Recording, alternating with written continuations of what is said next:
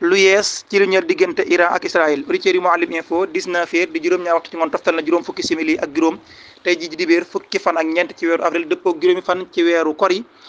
wéy di waxee ñi bëgg dugg ci groupe Mouhalim Info yi ne 77 320 93 21 ci ngeen di jaar 77 320 93 21 Joe Biden de nee ñu wax na Benyamin Netanyahu ni ko bis boo duggee ci attaqué Iran ñun waa Amérique duñ la jàppale loolu day xabaar la bopp Al Jazeera ñoo ko jàllale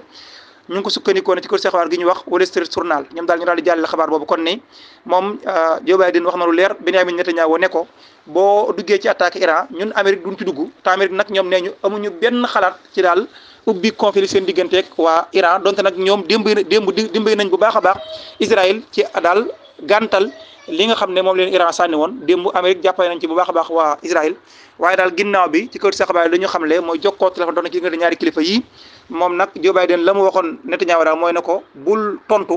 rawatina nag ngay tontu maanaam réponse immédiate bu ci dugg waaye daal ba léegi Amérique li ñu jàpp mooy mbir mi des ko war a mën a bàyyi noonu waaye daal xëy na nag mën naa am Netanyahu mii moom daa am benn gis ci mbir mi ndax Netanyahu mii nag bu leen fàtte ni moom mbir yi ay mbiroon dafa xaw a doy waar bokk na ci moom ku dëgër bopp la ba sax Joe Biden mi wax na ko ne nit ku dëgër bopp la waaye itam moom xeex bi prise muy am rek mu nekk intérêt ndax jàmm am ci am réewam moo tere ñu jubli ci ay mbiram ki jël ko ci bopp réew ma moo tax daal mel na ne moom ay wii daal di continuer di tàkk day mel ne moo ko gënal lu man di am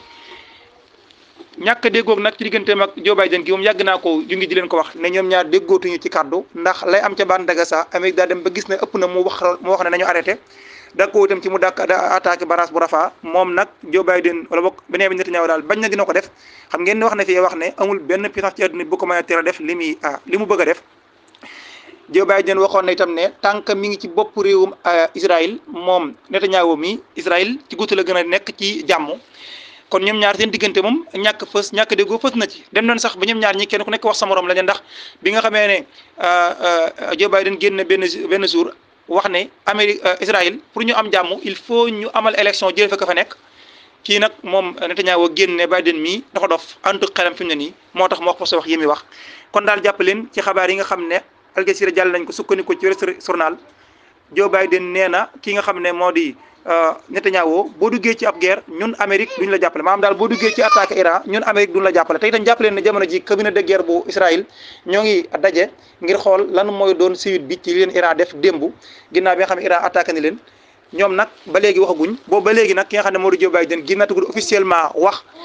xëy na mën naa mu wax tey wala suba ndax ñoom daal ñi ngi daje ñoom kilifa yi nga xam ne ñooy kilifay Israël ci wàllum guerre ñoo ngi daje xëy na seen daje nag bu noppee ci la ñuy door a génne wax ban position la ñu amee ndax du kon daa am xalaatu tontu waa